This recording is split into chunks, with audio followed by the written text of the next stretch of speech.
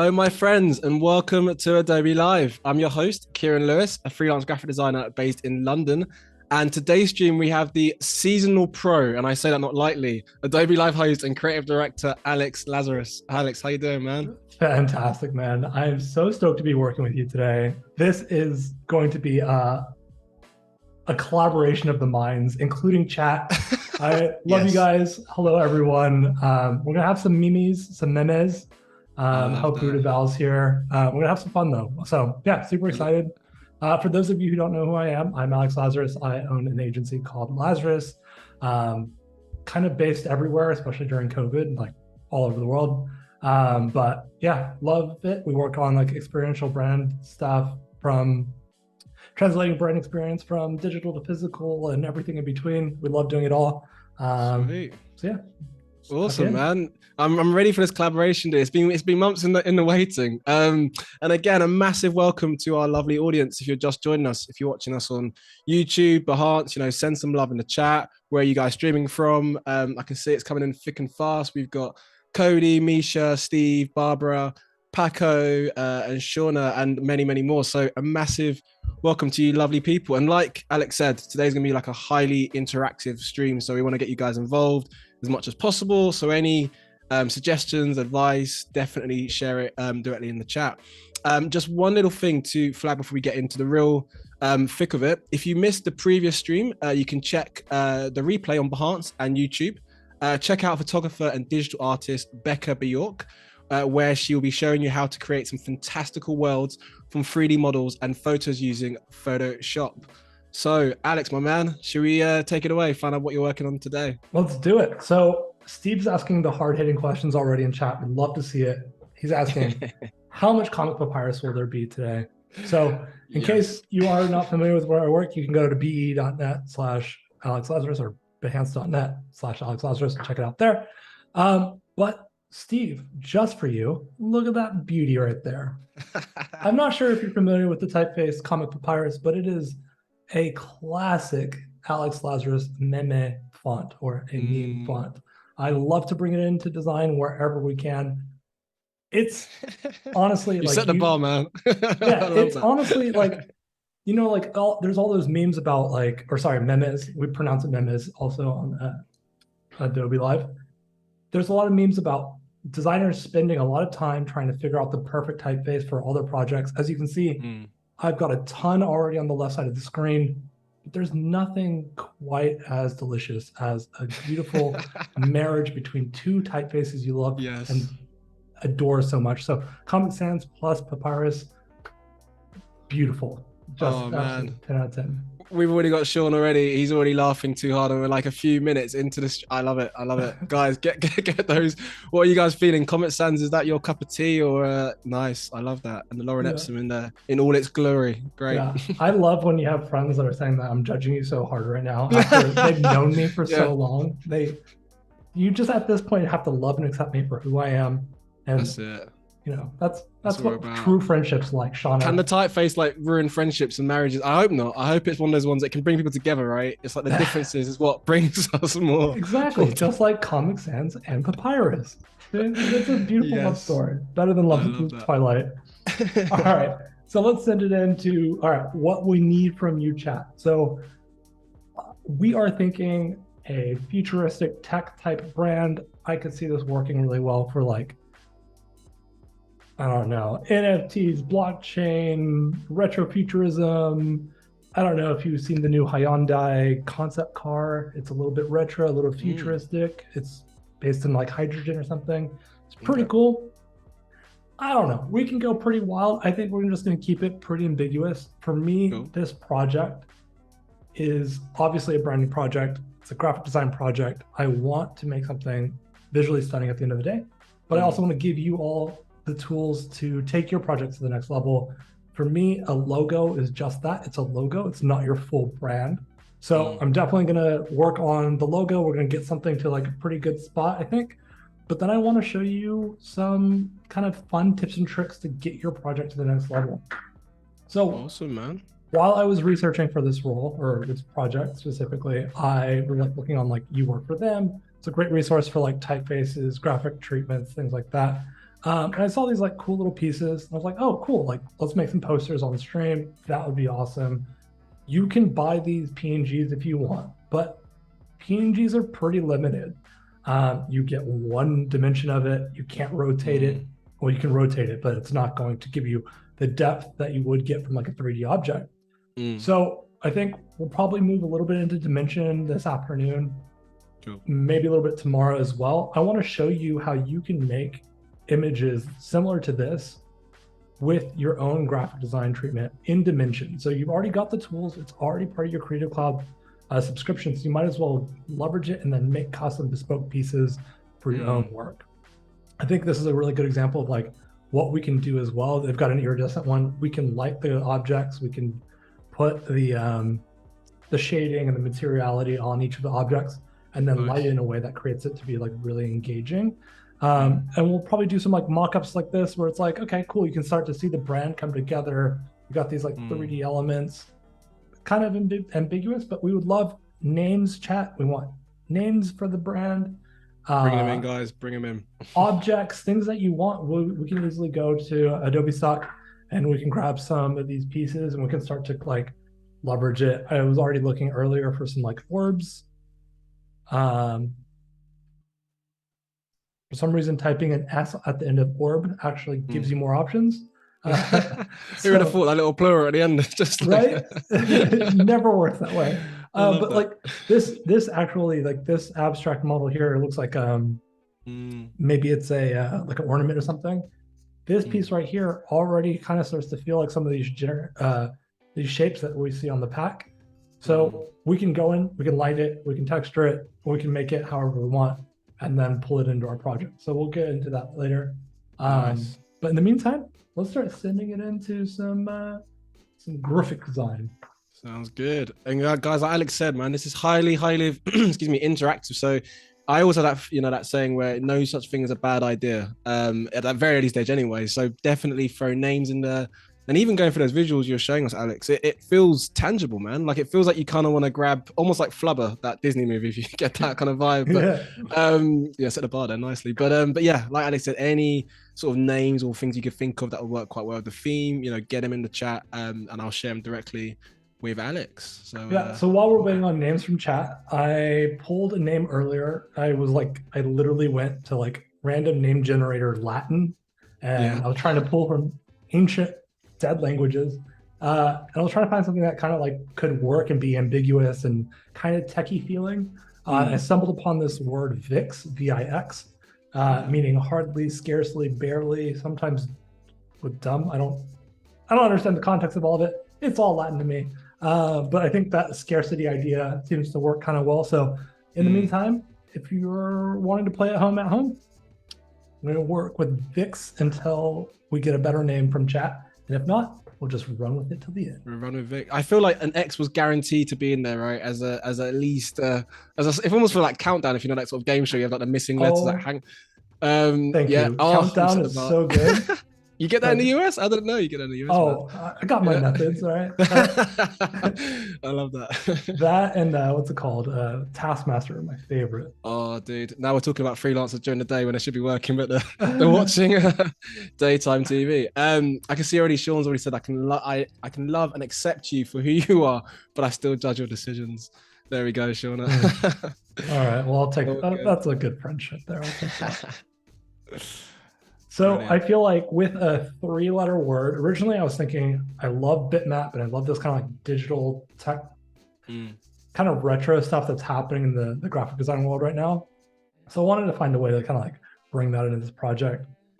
With a 3-letter name, I don't really need something so thin or even a monospace. Like this monospace could work. This is proto mono. Let me see how it goes. It's like, it needs something else. I feel like if you're going to put like a URL in there, maybe it's like a website, it's like Vix.io or something. Yeah. Like, that could work really well. You kind of need like a little something. Like it needs to stand on its own, I think. I'm thinking like .ai for some reason. It doesn't work to anywhere, but that'd be cool. Yeah, it can work. Wait, doesn't .ai work now as a URL? Does that work? Because they're like, I guess you can customize however you wish, right? As long as you buy, yeah, that'd be cool. So yeah, I'm just trying to play around with some like wider, maybe some extended types. Try to see how that works. I can also use my filter over here if I want to. I can go down to filters, fonts, and I can kind of classify if I want like thicker weights, heavier weights, extended widths. I'll click both of those and see what I can get from Adobe Creative Cloud or fonts. Let me see here. Got show activated. I don't want that. Do I want that? Oh, okay. And that should pull all of the Adobe fonts, I believe, unless I've set a filter wrong. I can see as well. We've got some. We've got Shauna who said, as an possible suggestion, excuse me, is Bix or Bitvix. It almost that almost sounds like a cereal. I love that, but it still works though. Definitely, the Bix is quite cool. Bix or Bit. Yeah, everyone's jumping on the Bix now. Actually, we've got a few. I feel like you like people Bix have spoken. More than Bix? I mean, are you on the Bix fence? Are you on the Bix fence, guys? Let us know. Let us know in the chat what takes your fancy. What a tongue twister! It is pretty much. That's so funny. Bix or Bitvix? Let's see what we got here.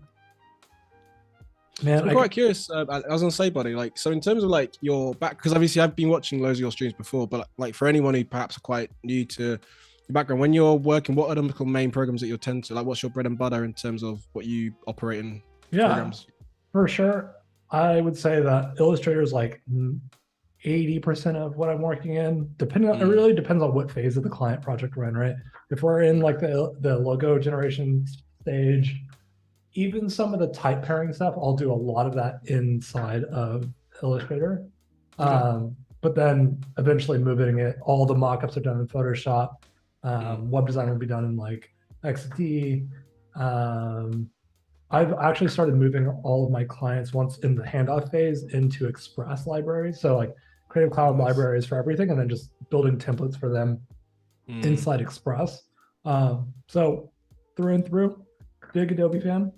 That makes it so much easier, right, for the client, just to kind of have that streamlined process, which just cuts out a lot of faff, which no one really needs. So I'm down for that, definitely. Yeah, and honestly, like I think it's also just streamlined so much of our process as well. It's kind of historically it's kind of a pain to set up templates and stuff and to hand it off to a client. Like it was a lot of work. You have to build a lot of guidelines to get it to a good enough spot.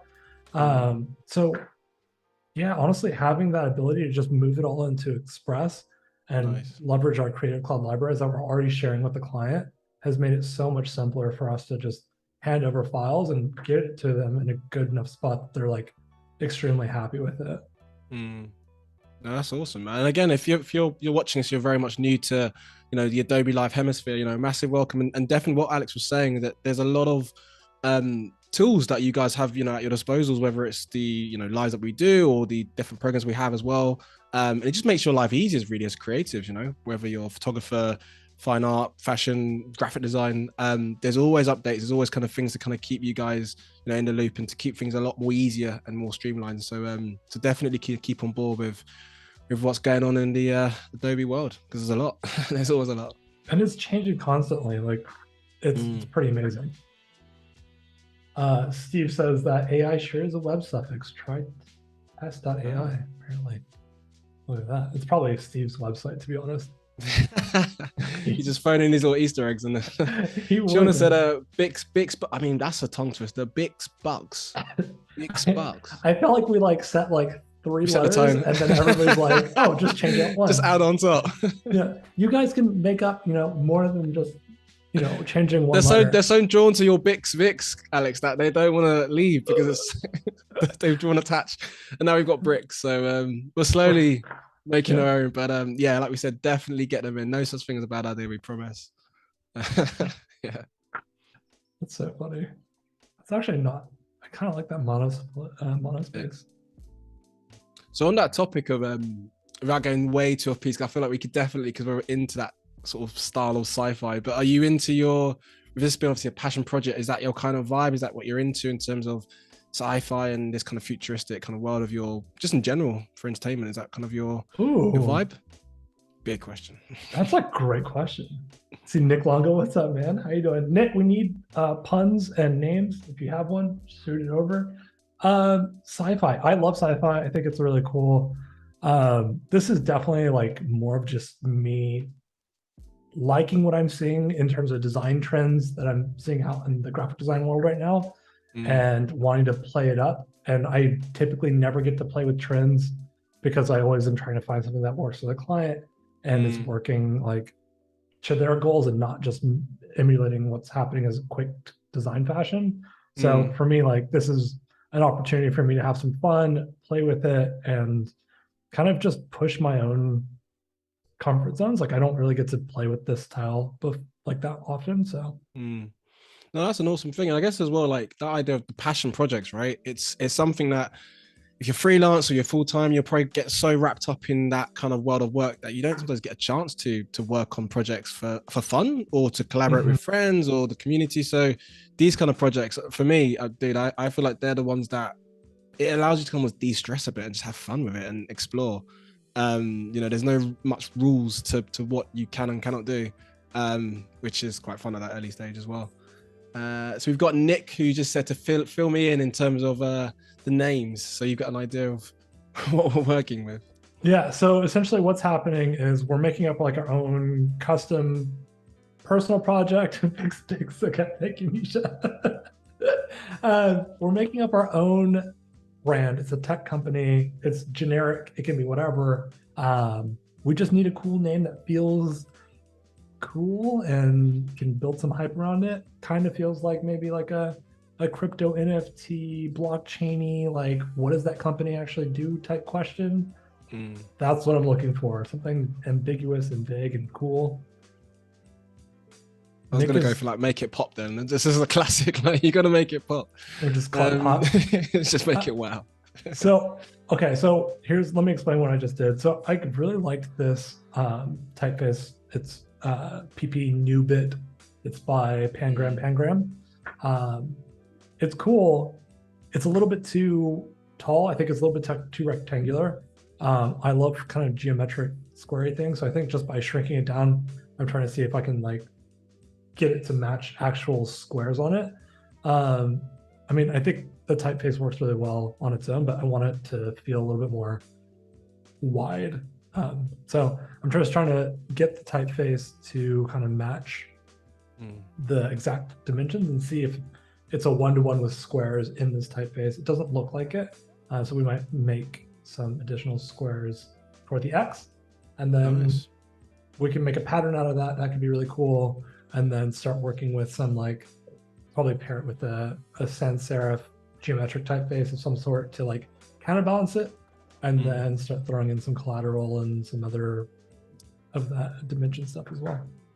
Awesome, man. I mean, you made a really good point there. Like, I love the idea of once you've got the logo or that identity kind of, that foundation set to kind of, you can kind of strip away parts of it to almost create a different thing. So when you mentioned obviously working with shapes or blocks, especially if it's geometric, you can kind of almost use them as whether it's icons or use them as, a visual and, language to kind of describe what the brand's about. Because already I'm almost thinking like, that sort of Tetrisy kind of like old school, like, the 8-bit kind of games, that kind of style where they kind of come together, different shapes to make one image, which would be cool. I always think that's quite cool with brands when they can kind of strip away at their logo, but it still keeps the essence of what they're about, whether it's simplifying it or working in that space. So yeah, I'm definitely liking that.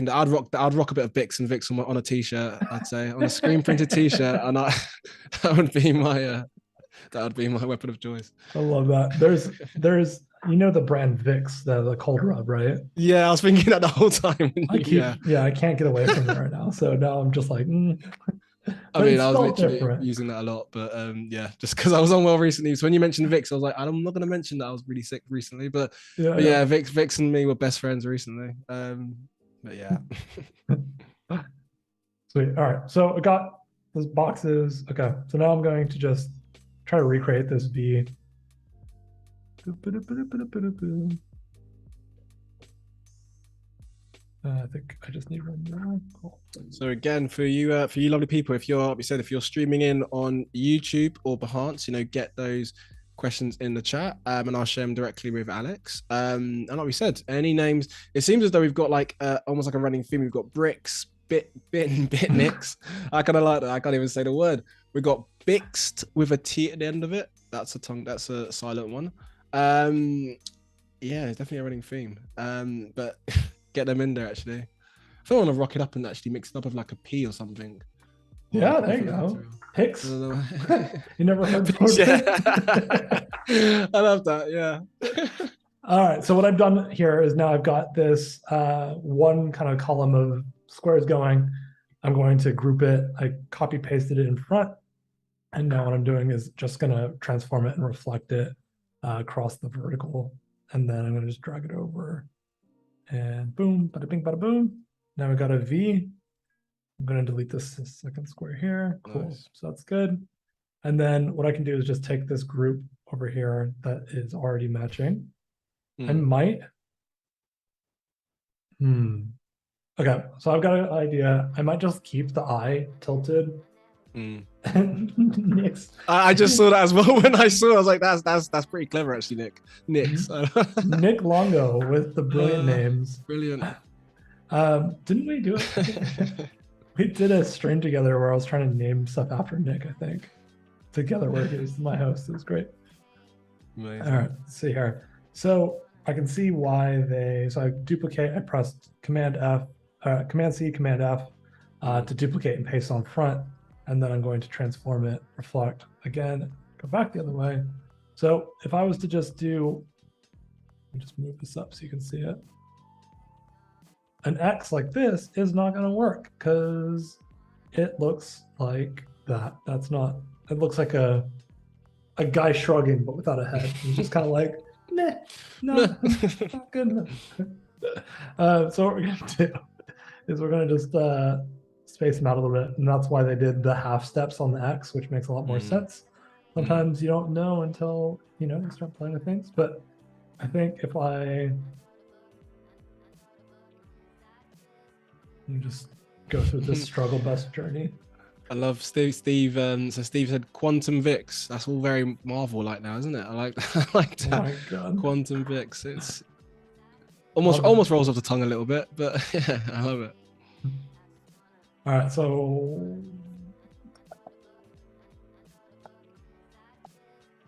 I'm doing that's my thinking noises right there. I love that. It's always interesting, like when I do hosting and seeing either you got a thinking face or I mean that's probably what it is mainly actually, thinking face, but in your case you got a thinking sound.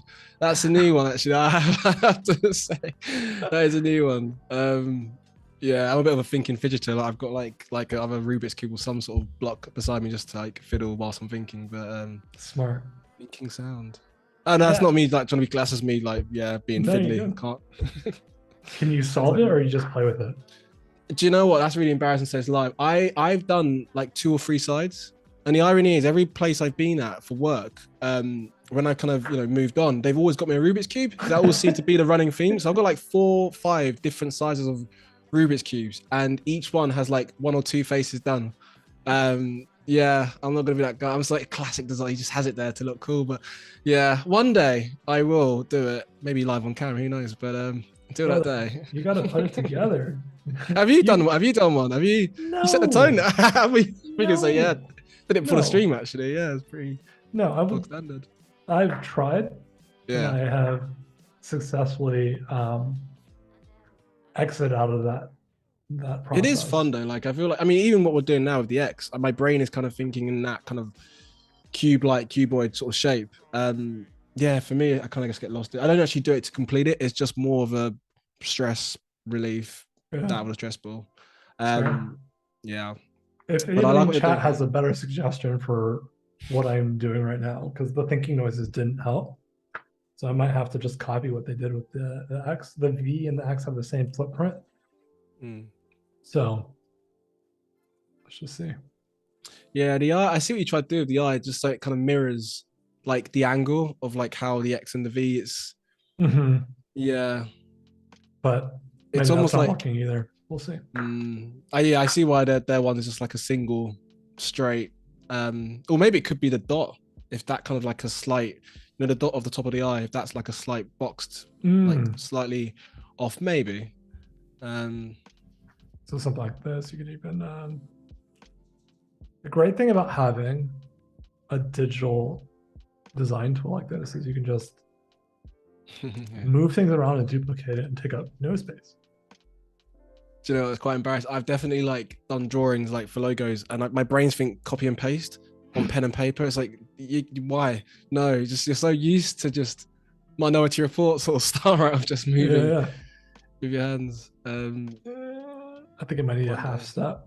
You know, one of the biggest pain points that I've realized, especially like after going back to the grocery store and not doing like grocery delivery and stuff, is I missed the feature for like Command F to search for something in a physical grocery store. I get so frustrated having to go aisle by aisle trying to find the thing that I want when, you know, when you're buying online, you just boop, boop, boop, I want eggs. But then again, just a little alternate for that. But then again, if you didn't have to do that, then you might miss out on some cool things en route to what you need to find, right? I don't know. I'm just putting it out there now. Well, like, that's definitely why they do it, right? Like, exactly. You have to go through a wave of like nappies before you get like your, utterly butterly or whatever it is. Yeah. So random I said that one. We've got Marcos who said licks. So L-I-L licks nicks. Oh, you guys are testing me out today with the tongue wording. Keep those coming in. Definitely.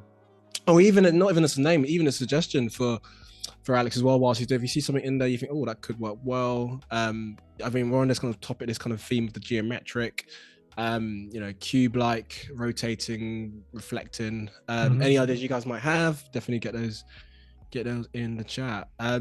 But Nick, buddy, I'm quite curious, like whilst you're doing that, like your background, dude. Like, did you?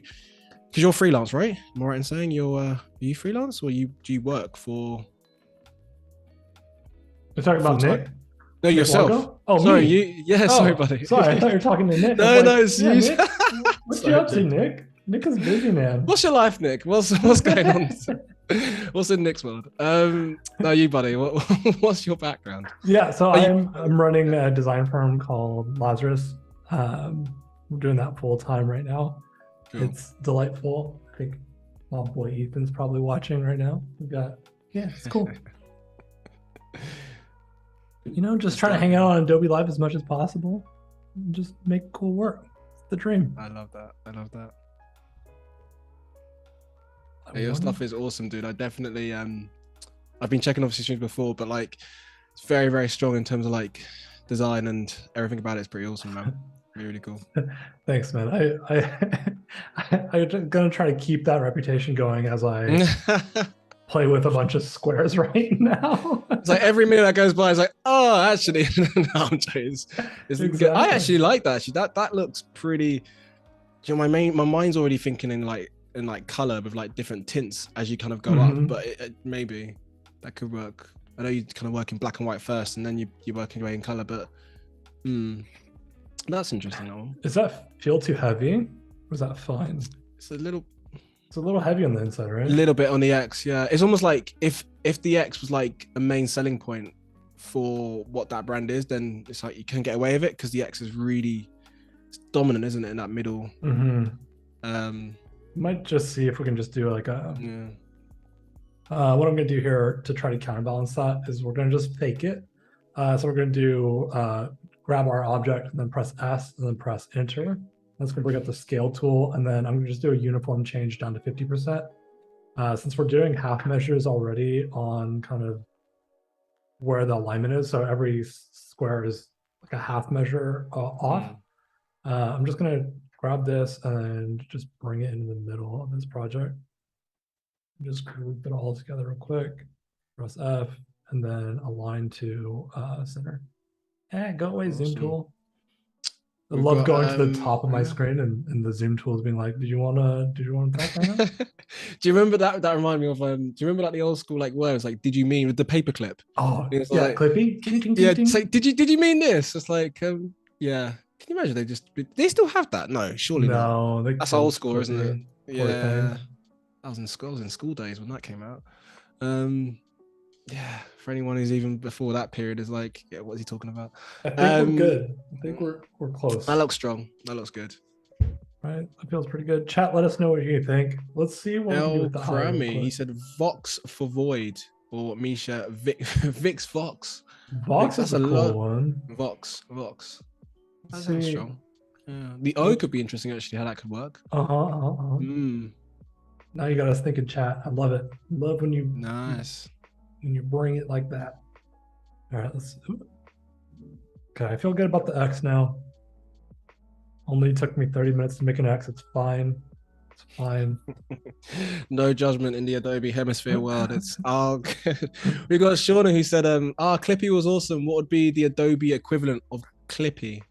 I'm gonna be cheesy and say Adobe Live because you can access. It's not cheesy.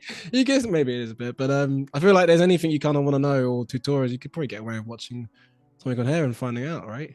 Um, Yeah. or what other shape could you even use as a clip? I mean, paperclip makes sense because it brings things together like documents, but a bulldog clip hasn't got the same feel to it, does it? I think that whatever we do, it needs to have Comic Papyrus as the mascot's like typing. Nice. Just gonna throw that out there.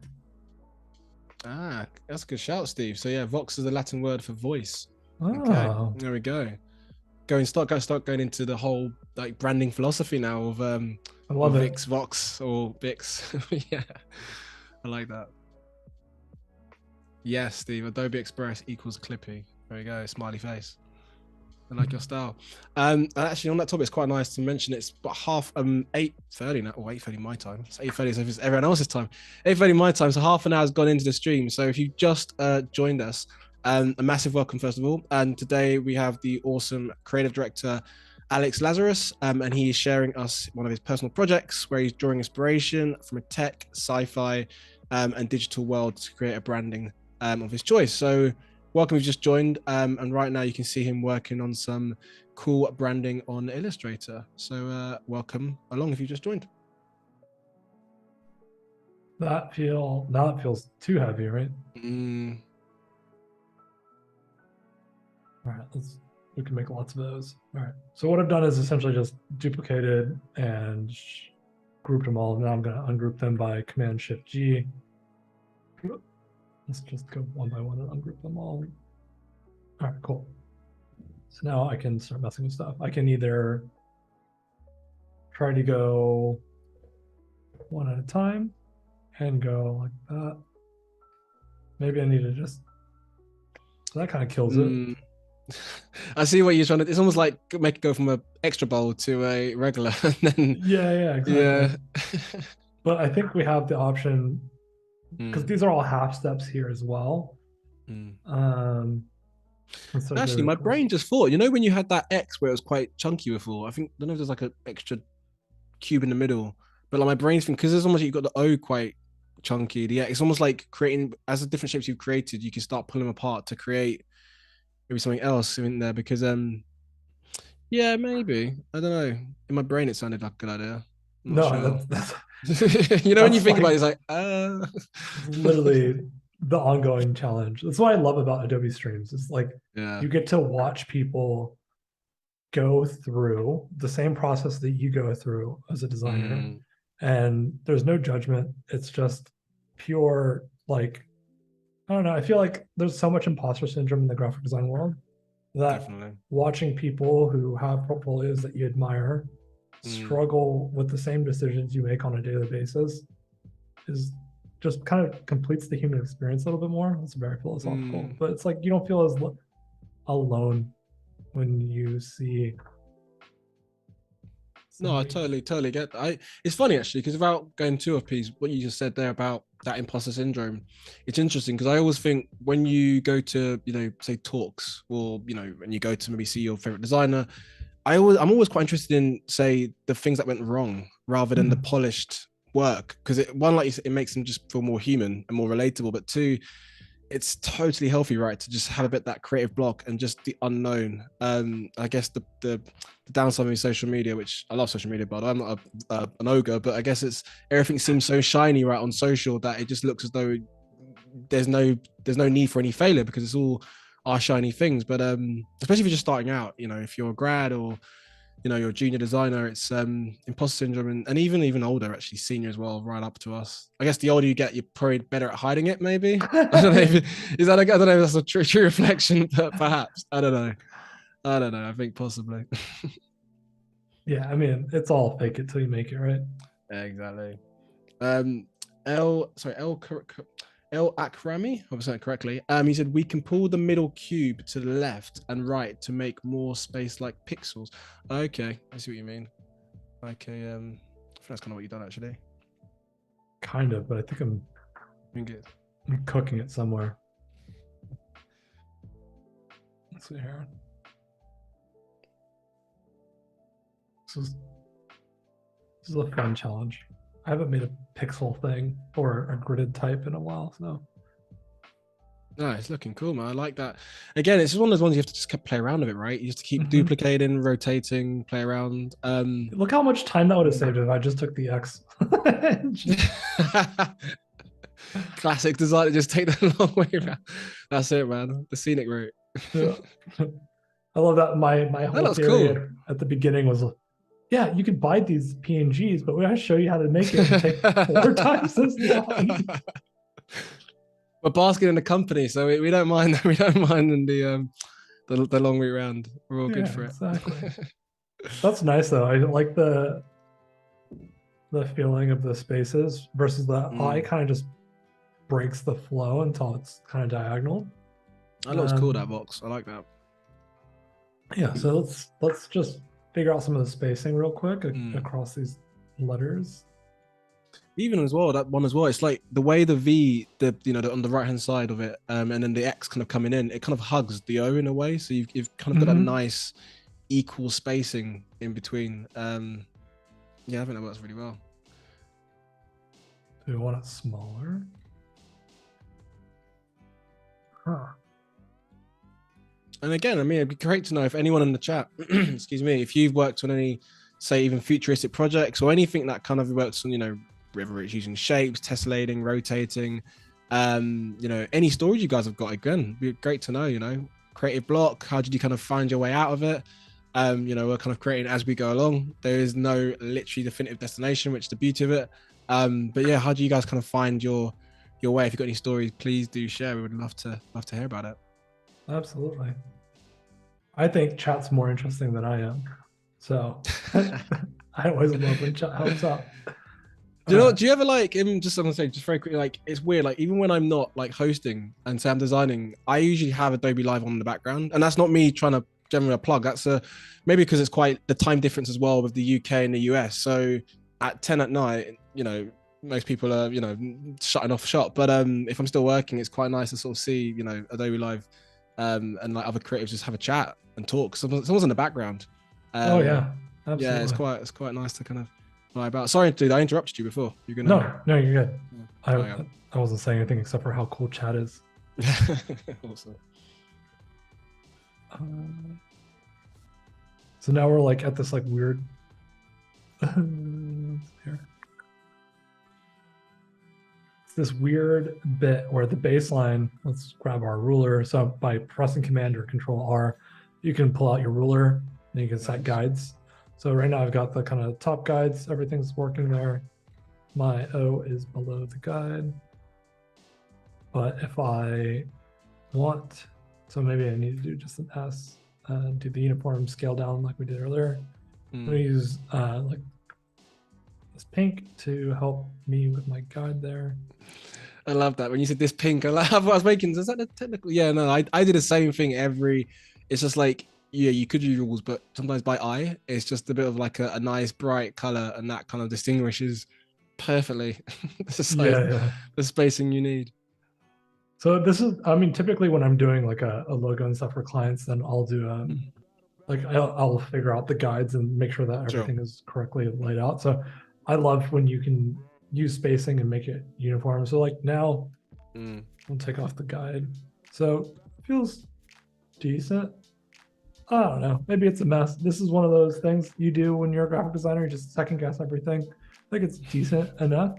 I think we'll let me just move this over. Feels Dig in the box.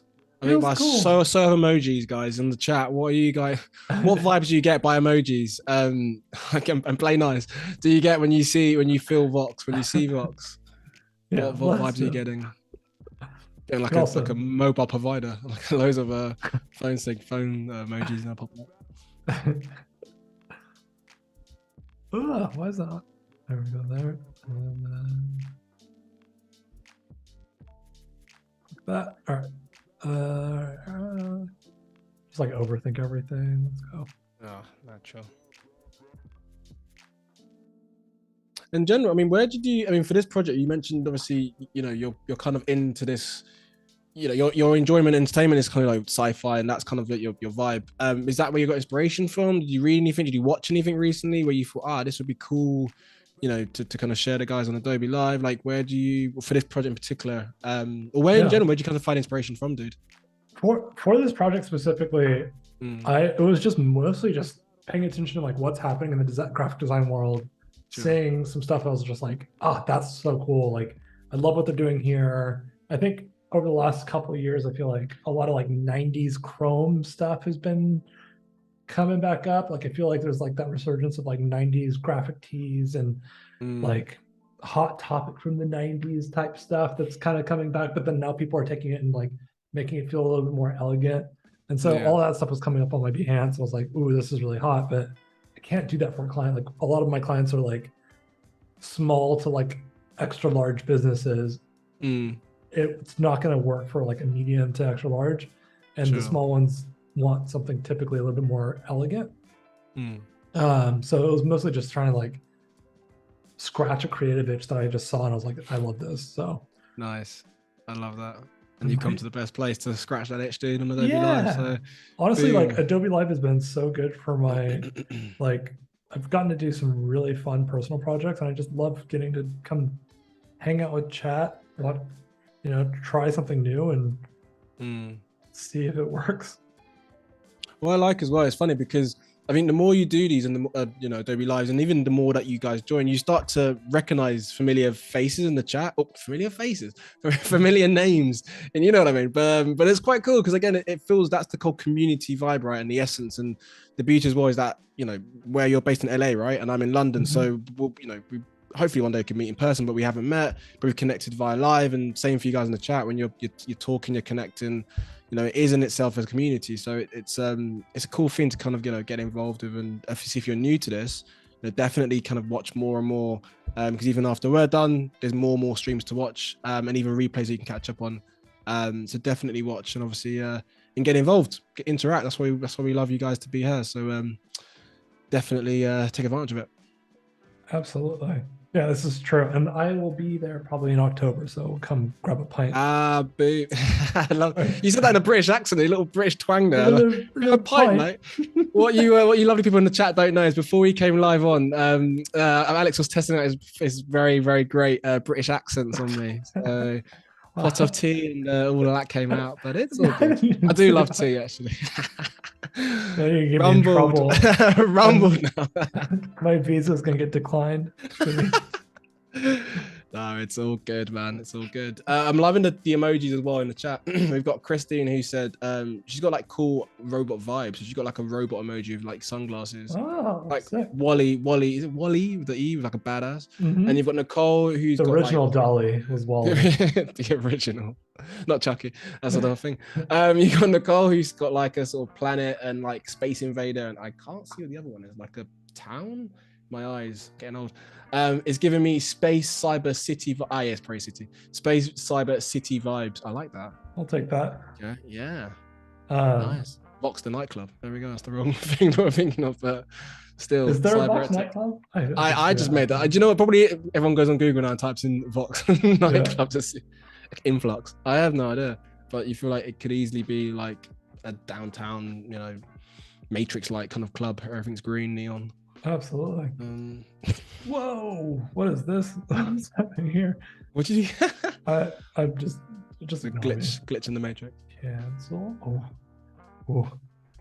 That was close. That was almost like on the cliff, isn't it? You know, it's one of those dialogue Wow. boxes that you're like, oh yeah, I can just cancel Yeah. whatever, and then pretty soon you're back to making squares again for another 30 minutes. Let's go. Just on that topic. That's almost like anyone knows Nika, one of our other Adobe hosts. There's always a running joke about knowing she's always down for saving, and we always try and plug that because even the greatest of minds will forget to press save sometimes. So save those files, ladies and gentlemen. Always save those files. All right, so what I'm trying to do here is make some patterns. We've got some really fun tile patterns happening. I kind of want to make a soccer jersey now. Like I've got. Oh yes. Yeah, you're an Arsenal fan. Right, yeah, there we go. You set the tone early on. Yeah. Let me see if I can find a jersey. And for our European friends, that's football, isn't it? It's a soccer, tomato, potato. No one says potato. Yes, soccer. I am a soccer football fan, definitely. And when I saw this, I actually thought of like the old school, like games that kind of came out on like the original PlayStation. Actually, even before that. Have you? Yeah. Let me see if I can find this. Sorry, I'm like searching my computer frantically to see if I have a soccer jersey mock-up. We've started a trend. I knew we should have mentioned the Arsenal word. We've got Anthony. He said Man United are better, but let's not go into that realm. Smile and wave, boys. Smile and wave. Let me see. Everyone's welcome. Get my download real quick. Okay, because I think this. Have you seen the Nigeria jersey that Nike did? Yes, that is a good shout. The green and what I see now. Actually, the pattern you're doing. That's. You know what? That would be a cool thing to brand, like a football kit. Oh yeah. I think that is one of those like dream clients to do that. For those of y'all not familiar with it, it's this jersey that Nike made. You can't buy them; they sold out immediately. But it's so cool. It was one of the first that they started really like bringing the lifestyle into like design. It's such a cool kit. It's amazing.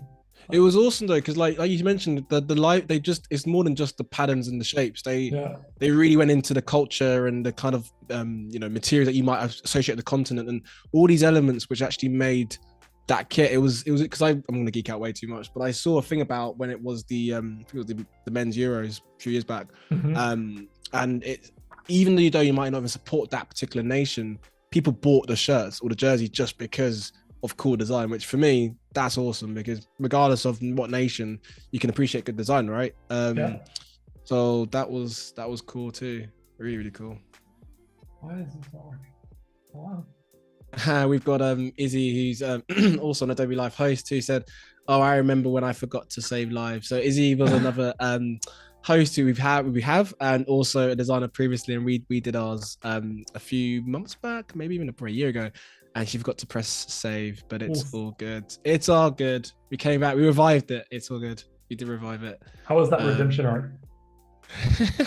It was even sweeter the second time around. So it was even sweeter. All right. I'm downloading my mock-up. I've got it. Awesome.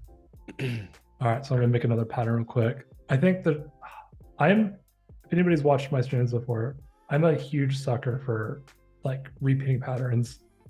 I think there's such a great way of bringing your brand to life. Sometimes that can be really, really heavy. So let's just show you what we've got so far. Got X's, we got O's, we got nice V's. We can also add more spacing in. Like, man, these are cool. Like, these are pretty fun. Don't get me wrong, my eyes are warped into your screen. And I may even just headbutt the screen directly because it's awesome. But it's just like I do love it because I'm a sucker for those kind of like those patterns where you're just almost when you're like, of course it's cool where it's that machine where you look through and it twists and it changes the colors and the shapes. The kaleidoscope. That's the name. Yeah, I see that now. Kaleidoscopes are awesome. I was also thinking if I like added some crazy colors with it, it could be a one of those like books that you have to like look really closely into and yes. Get all crazy. I love that. All right, so sure. All right, so color palette wise, I'm thinking the hot tech yellow neon color that everybody's doing right now. I don't know if you're familiar. So trendy. Nice. It's going to be like kind of like that, like bright Yeah, I got you. synthetic green, Mm. something like that. Could probably even use a little bit more yellow if we really wanted. High vis. All right. Who knew that we were going to be making a futuristic soccer team? This is the beauty of Adobe Live. We just do it live. Yeah. Do you know what? Just very quick, and this is me not even geeking out. There's actually a thing called galactic football, and it's actually like it's a mixture between the Matrix and football. Like, but they touch on futuristic. So this whole, in fact, this is actually it's still relevant. So I'm not gonna go too off, please, but it does touch on using kind of like futuristic shapes and graphics, and then you kick the ball and the ball kind of disperse into pixels and.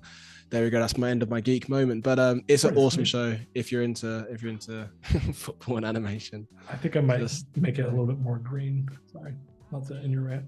No, it was weird. We've got I hope I'm saying this right. Yeah, it was because even when you're talking, he's like, why am I mentioning galactic football? But I'm gonna say it with my chest out because I love it. Yeah. We've got Uriel, I hope I said it correctly, who said, I'm a professional magician and I'm a huge fan of optical illusion. That's an awesome job. Oh, that's amazing. Wow. Being in LA, there's the Magic Castle, Magic Kingdom. Maybe you're all those. I have no idea what is that. It's for us London folks, educate us. It's a magicians only like magic venue. So you can only go if you are a student of magic or a student of theirs, or if you're a professional magician or like brought specifically with the magician. That is so awesome. Okay. I think it's called the Magic Castle or the Magic Kingdom. Not Magic Circle, is it? I think I've heard of that before. Maybe it's like South Park as a reference, but that sounds that's awesome. That is an awesome job role. And thank you for joining the live. I mean, that just goes to show it doesn't matter if you're in a creative space or not. You can just appreciate cool work when it's being shown. I would say that magicians are so incredibly creative. That's actually a very good point. Yeah. Yeah, that's a very, very good point. I mean, that are like essentially just graphic designers. They're always trying to make people look where they want them to look. Yes, I love that. My business card would be like Kieran Lewis, wizard extraordinaire. That's like magician, just like that'll be sweet. So Uriah said Magic Castles are members only for magicians. That's the one, Magic Castle. Magic Castle. Yeah. Thank you very much. If you're in LA and you know take people, let me know. Hit me up. That's a little plug. All right. I feel like now I'm just like copying the Nigeria jersey. Am I kind of down, I think. You can use it as your inspiration. That's all good. Just very heavily stolen. Inspired by the entirety.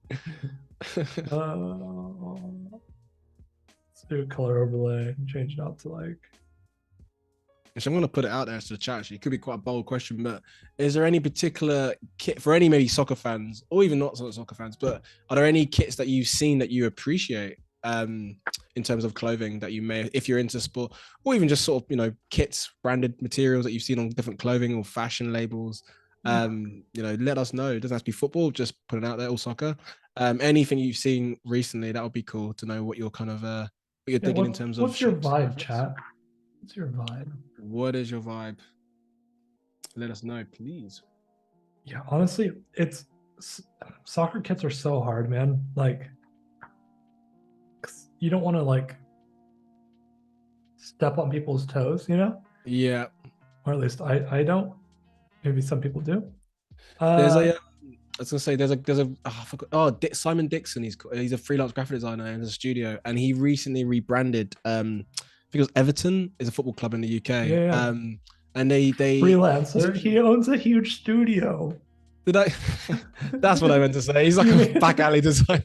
Yeah. That's the guy, Dixon. He's like us, We go way back. Just chilling out, kicking the curb. His stuff was cool because again, like if you know about Everton and the brand, like they have that. I don't know if it's a castle, right, or some sort of architecture thing. Door, right? or whatever. It's like, Yeah, and they've kind of kept essence and that true design. If you haven't seen it, definitely go on Dixon Studio. it's Not Dixon just one Backseat. bloke, not just one lad. That's never gonna let me go now, is it? Just one lad in a basement. You're never getting hired there, man. It's so good. I can appreciate it from afar. Yeah, but definitely check it out because I saw it. I was like, I'm not an Everton fan, but I can appreciate that. And actually, on that topic, lastly, thing about football, Arsenal's kit is awesome. Just saying, they have a very, very cool kit. Yeah, And I'm being biased. biased. No, you say that, but actually, there's been, I don't know why they do this, but they do like a vote every season of like the best kits, and Arsenal tend to be number one. I mean, who's counting, right? It's like 7 years in a row, but who is counting? So definitely check that out after the stream, of course, not during the stream. That's hilarious. AC Milan just went through a rebrand. Juventus went through one a couple years ago. Like it's Footy's a big deal now. Footy, you like that? I sound British now. I love that. I set the tone early on. We've got Steve who, Kieran would know this guy's name. There's a famous UK magician who does street magic. Okay. I'm just gonna go out there and say, is he still around? I don't know. I'm gonna say Dynamo. I bet it's possibly Dynamo. He's cool. He's like down with the kids kind of magician. Have you heard of Dynamo? Do you know who that is? No. He is awesome. Yeah, definitely. I hope it's Dynamo. I mean, I don't know many UK magicians, but I feel like it probably is him. He's at the most modern, up to date. That's a horrible thing to know, but just like more current, I guess, in terms of magicians in the UK potentially. I hope that's what you're on about, Steve. If not, have a Google. Let me know. Yeah. Sweet. Yeah, like I love the new kit from Barcelona that Spotify did. That's just the lifestyle one. It's like yes. it's like the beige one. It's just Yeah. like they're doing such a good job of making kits like exciting for people who are maybe not your traditional fan. Yeah, because when you think about it, that's a good point. Like, one thing to brand for, your fan base, your clothing, but I guess if it's sport in particular, where it's forever growing, right? It's never like a set target audience because it changes with generation and whatnot. Trying to create a identity on a clothing for something that it changes every year, right? Every season they change the kit, so it's always having to be updated, but enough that it doesn't offend, or not the right word, offend, but like it still is a positive reaction with the crowd. That could be quite tricky as a brief, actually. I mean, don't get me wrong, I would love to do that as a job for sure. But it can't be that easy, I imagine. I've recently declined to purchase a jersey because of their sponsorship logos. Really? Yeah. You say that we're dying to know the name now. I know you probably can't, but it's just like interpretive dance. It was I can say it with my whole chest, I guess. Yeah, say it with pride, mate. There's a Portland Thorns is a women's soccer team in Portland, Oregon. Really strong team, awesome work. Their proximity to Nike, I think, has helped them a lot with their kit. Their kit has been amazing for like the last 3 years, I feel like. I've had their jersey for every year, essentially, the last 3 years. It's amazing. It's got roses. It's a rose thorns is pretty much their whole like petals and stuff like that. It's amazing.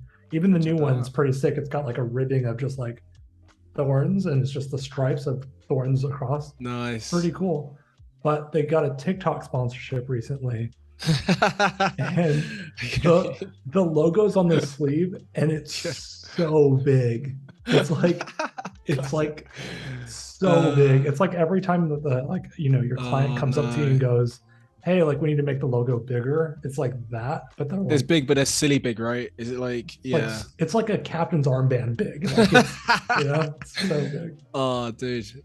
I was going to say your passion for TikTok then, if you're gonna I'm so off that radar of TikTok. I mean, I'm not against it, but I'm not in that space. For context, their old brand sponsors was like Jimmy John or Jersey Mike's, which was like a sandwich place. Okay. And like a healthcare company before. So it's like, Oh, wow. Okay. Now It's a it's pivot TikTok and it's to very big. TikTok. Yeah. This is looking cool, by the way, dude. Thanks, man. Just trying to It like, feels like it could be like a, well, it's the badge on like almost like the emblem potentially on yeah, we the could do kit, that. maybe. Yeah. We could put like Getting a, that kind of like sewed on patch. yeah.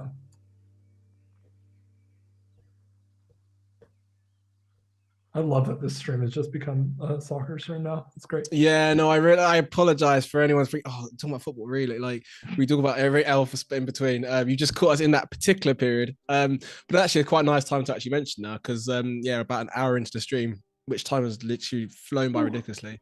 But yeah, if you have just joined us, massive welcome. If you've been already, awesome. And today we have Creative Director Alex Lazaris, and he is designing his personal project, which is taking inspiration from tech, sci-fi, and digital worlds. And we're creating a brand right now using different shapes, geometric patterns in Illustrator, and a bit of Photoshop. So massive welcome if you've just joined us. Any thoughts you want to put in the chat regarding what we're working on, or just know about Alex? What is he into? His vibe? Does he support Arsenal or not? All these questions you can throw in the chat. That was a little something, just like hitting them. Anything in the chat, just throw it in there, and I would happily love to share it with Alex. Yeah. Do I support Arsenal? I support. They've got no, a cannon on there. It's pretty nice. It is a strong motif. Mix it up. It's funny actually, because there's always some sort of, what's the one I'm looking for? You got, like you mentioned with the football team you mentioned before, it's the fawns, the cannon, the foxes, which is like wolves. There's always some sort of animal or object that is, I'm gonna say the word violent, but it's what's the word I'm looking for? Aggressive is the right word? I don't know. Like, you're not gonna get the ladybirds, are you? As like a brand, maybe. I don't know. Maybe there is actually. I say that now. Can you imagine there's a ladybird soccer team out there? But yeah, I'd like to see maybe a less passive aggressive. I mean, maybe. what is Juventus's one? I mean, it's just a J logo now. Yeah, that's true. Yeah, they've oh, my football knowledge now. Yeah, they've changed it. Yeah, sometimes they do typographic actually, which is quite nice when they mix it up. Typographic, yeah. We've got so now a little pivot away from football. We've got Isabel, who's asked Alex, what is a successful design for you? I mean, that's a big question, but what would you consider to be a successful design in your world? Honestly, it's such a cop-out answer, and I'm sorry for that. That's all right. For me, success looks like the client being thrilled by the process at the end of the day. I've structured my contracts in a way that have removed my ego from it as much as possible.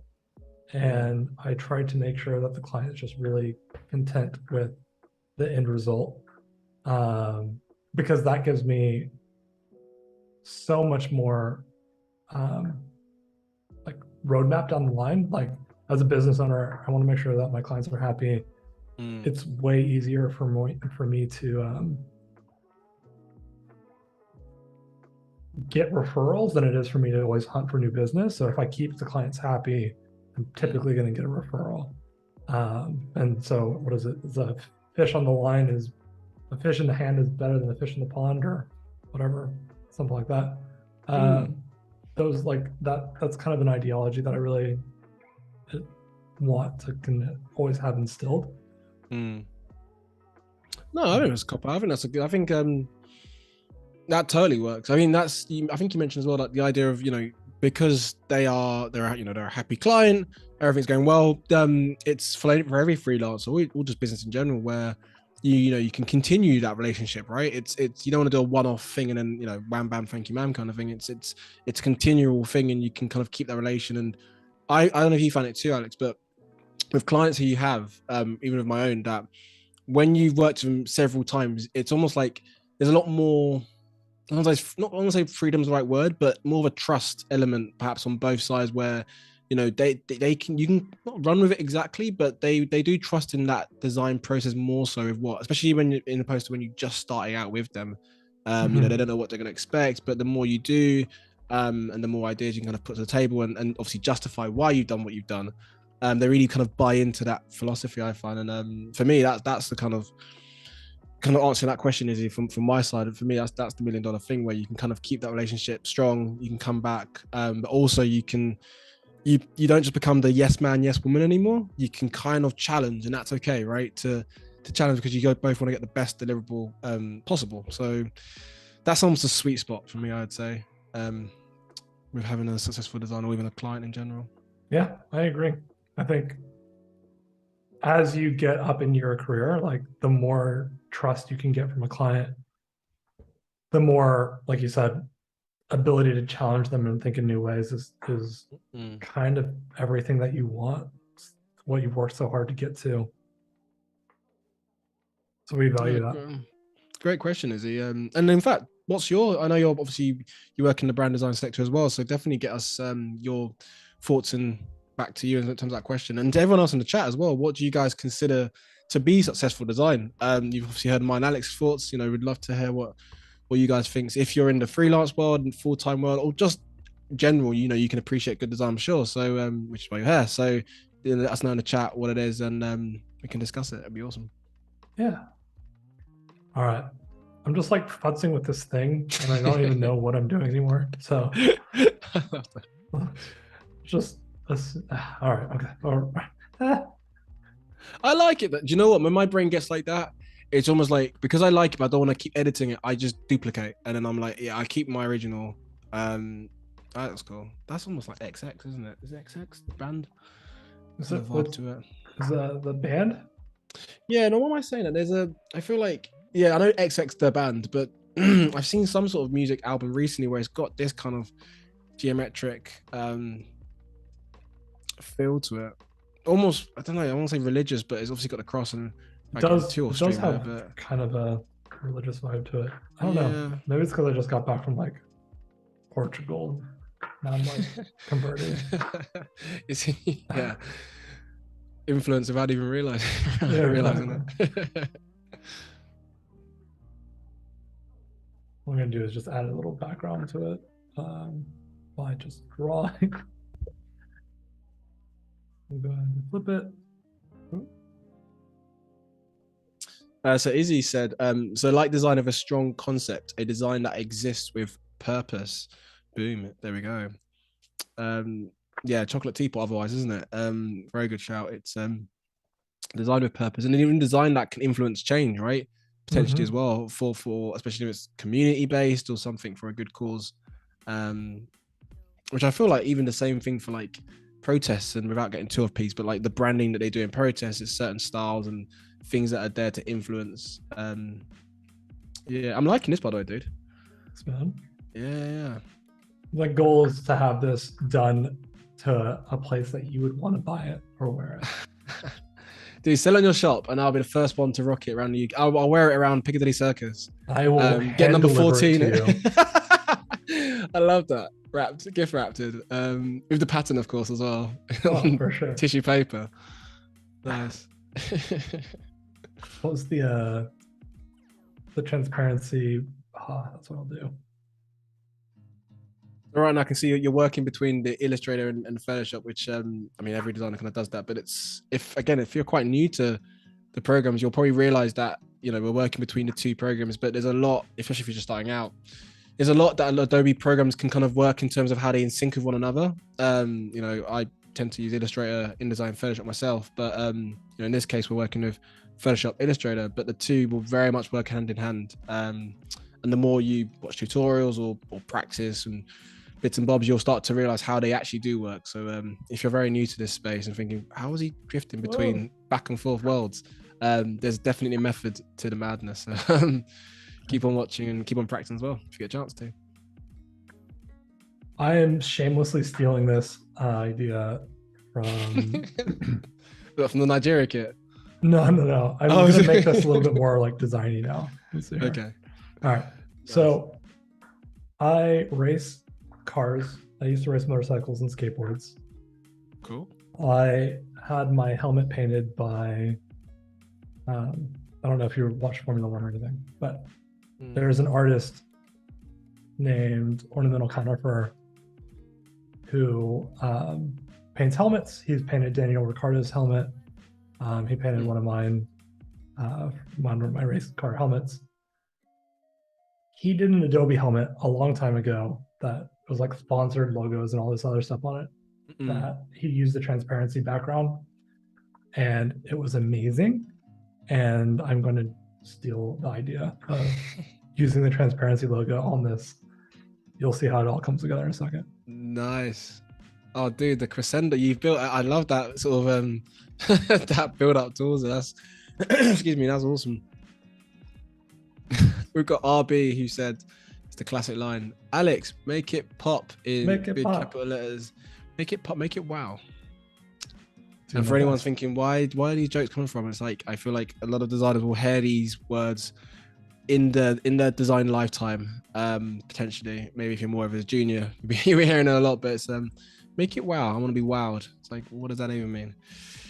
But hopefully you're being wowed right now, which is why you're here. So massive welcome. Yeah, so now I've just created my own little transparency background, and I'm gonna just pull it in and then take it into Photoshop. And then let's just plop it underneath this color fill smart object so we can edit it later. I think that's probably a good one.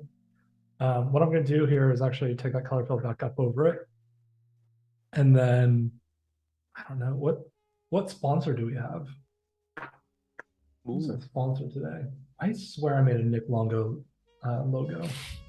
Let me see if I can find it. Actually, I saw that. He mentioned that you owe me a logo. I'm sure I saw that as a chat, as a comment from Nick. I swear I made him one.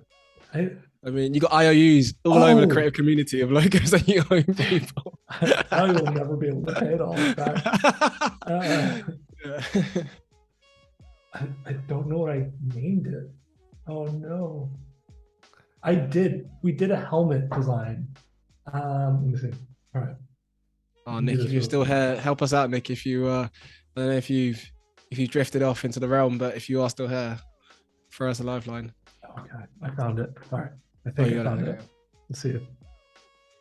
Lazarus Racing. All right, this is what we did with Nick back in the day. Longo Rongo. See? Oh, sweet! I love that. That's cool, man. You like my it's a thing, all right? This happens. I'm not judging, dude. I'm laughing with you, not at you. All right. Longo no Rongo. Let's grab this. We'll throw it on the jersey. Wicked. Smart object. And just see, let's see, like. Yeah, that's awesome. Oh, you've definitely got to make this into an actual jersey, dude. You have to, man. You have to. It's off center a little bit. Let's adjust it. All right, that's looking pretty good. Now what we're going to do is we're going to I'm going to pull this layer actually up, and then I'm going to mask it completely. And then I'm going to actually take my brush and just try to make it look like I'm erasing it off. Nice. Pencil.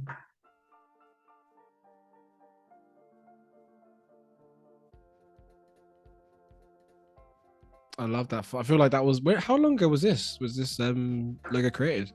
Oh man. Are we going back in the archives? Like probably before my time as a host. I don't know how far back was. October 5th, 2021. Yeah, that was before my time. But I've seen. Is that on your Behance by any chance? Is that? No, not yet. I feel like I've seen that. That's probably what he's talking about. We've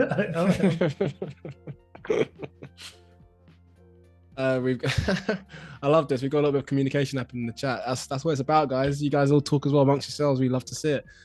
So Isabel's asked. So a question to you, Alex, and then we've got Steve who answered it, which is quite great. So Iz's asked, Alex, what qualities does a creative director should have? So that was a question to you. But then we had Steve who answered it and said, creative director should always buy the staff drinks every Friday. There we go. You have one job. One job. I mean, Steve's not wrong. Yeah. You know, Steve knows what he's talking about. He's not. And if you don't drink, then, you know, a mocktail or some sort of food. Yeah, it doesn't matter if it's alcoholic or not alcoholic. Yeah. You're getting a drink. It can be water. Yeah. It can be juice. Or pastry Mondays. I'm down for a pastry Monday if that's a thing. I mean, pastry I'll be as of a well afterwards. But so I'll answer your question, Izzy. Alex from Izzy. What would you say special qualities or quality should a creative director have? No pressure. No pressure. The gift, the light. To me, it's the most important thing is to be able to uplift the people around you and make them or help them do the best work of their lives. I think, in a perfect world, that's what creative directors would be doing all the time. They would be able to manage the stakeholders, which is typically the client. They would help those around them do the best work possible and grow and get to the next level in their career and help see the blind spots that they might be experiencing or seeing. Yeah, I think it's mostly about support and making sure that everybody feels like they're getting kind of taken care of and listened to and heard and all that. Awesome. Hope that I'm taking notes. So there we go. That's great to hear. And it's I mean, I'm not in that space whatsoever, but like you said, those kind of qualities, I imagine a good creative director, or even just senior level, someone who is working with say younger people, say or graduates, it's just that nurturing ability, right? It's one thing to have the talent as a designer, but also the people skills and to be able to the patience and to listen and all these qualities, like you said. So that's awesome. Yeah, by the way, I'm liking that I'm liking that brush that you've done with the pixels on the kit. That's awesome, dude. It's kind of fun, right? Yeah, that's cool. A little bit more. Yeah. I'm trying to figure out like what is our actual color palette. Is it just going to be black and white and green? Like black, white, is that a thing? Chat, let me know. Like if you have any ideas, like I am all ears. What colors are you guys vibing to that you think could work quite nice? Do you know what I'm even thinking on that where you got your logo, the stripe that goes through, is that like an orange or a red? Because I can see it's red right now, but I could kill it. I could do something else. I love that. I mean, that could be. Well, actually, no. I realized if that background's red, then it would just completely merge in. So that's a bad choice. But I like that color anyway. My brain was thinking, something in there. I could kill that stroke in the background, and then since I'm already striking through it with the yes. I like that Nick has left the building and he's getting his custom jersey now. You left at the best side. Like a wandering child. There you go. So I can't tell if this stroke is a little bit too big, so I might just scale it. I was gonna say, yeah, Mike, because it's almost that way where you kind of want to maybe make out what the letters are, but enough that keeps you in suspense, right? It's just move it onto a different layer. I'm just thinking of like a design football team, like the Pixels, or like I don't know where that came. I just thought of the band the Pixies. Yeah, the Pixels. The Pixels. I thought the exact same thing. Oh man, so uncool. All right, so I got like.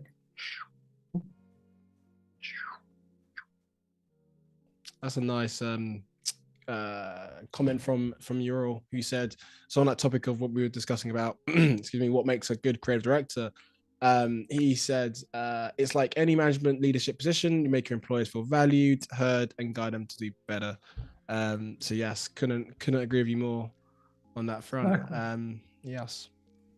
Oh, that's a good shout, Marcus. The Invaders. These that's it for in terms of names for like Yeah, you looked at what do you mean? The Invaders. Space Invaders. Space Invader was one of my favorite graffiti artists for a long time. Really? Yeah, you know who Space Invader is? I know of. Nice. That's a strong name as well. That would work quite well. The Invaders. Yeah, it's got the whole like the pixel. It's like you just take a Space Invaders icon and made it as like graffiti mark. Oh, I'm sure I've probably seen that dotted around. What are you feeling? I don't know. It's weird. Do you think like would it be weird if when you have a shirt, does it kind of bleed into the shorts? Like could that, like do that weird? Do the kit? Yeah. The bottom? I was wondering if the sleeve should have the. Maybe actually. So I think on kits, do they kind of continue? Let's see here. Let's do All right, let's see. Let's see. I'm liking your star, RB, in the chat. So Space Invaders, the everlasting game. Yes, very, very, very true. I've got like for anyone born like, was it 90s, 80s maybe? A nostalgia now trip coming in full bloom. Name here or place logo here. Nice. And then I can take the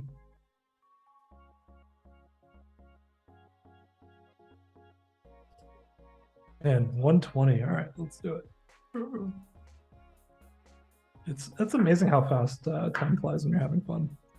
I know, dude. It's absolutely. I knew hosting you as well. It would be like this. I'm so. That's what I was saying. And I generally meant it. I was really excited to be hosting you because I've seen your previous streams and I knew it'd be a vibe. Doing it. I don't know how much football we're talking about though, and definitely proved me right. It was a lot, but in good terms. Hopefully you guys vibed that to that too, which was great. Yeah, no, it's been a blast. And we've got a question from Karthik. And excuse me, let me know if it obviously crosses that boundary of slightly personal and you don't have to answer it. He's asked, how old are we? Just out of curiosity. Does that determine how good we are? I don't know. I'm 31 years old. If that adds to anything, there we go. Age nothing but a number. Don't have to answer it. Made it weird now. Yeah. Yeah, I'm not gonna answer that. No I like. Yeah. Okay. The reason why is because I typically have to manage people that are much, much, much, much older than me, and ageism shouldn't happen, but it definitely can. And so I just prefer to keep those cards a little bit closer. I think when you're in a corporate environment, especially, or other things like, I don't know, nobody needs to know. Nobody needs to know. Very good shout. Very good shout. And it's funny because on that topic of like age, but even going into the space of, one thing I've always found a bit frustrating is the junior level, midweight, senior, and I always find, does that sometimes have to be based on age? But actually, if you're already, I know many designers who maybe just came out of uni, but actually what they're performing is actually at senior level. It's age is in our space, maybe other job roles as well, but especially in our space, it really doesn't matter about that. For me, it's the skill that you have, and the ability you have. And age, yeah, okay, you might have a bit more experience because a bit more time, but people learn in different ways. People learn quicker, slower. That's regardless. But yeah, if you're asking out of curiosity, there we go. If you wanted to know, Karthik. Yeah, I totally get that. Like I have hired very old people and roles that were, based off of their age, they probably should be a lot higher, but their skill set wasn't, and all that stuff. And vice versa. It's really your skill set at the end of the day is what gets you the job, and your performance in that role is what gets you promoted. So definitely, it's not a competition, and a lot of people think that it's like a race, and you'll be fine. Most definitely.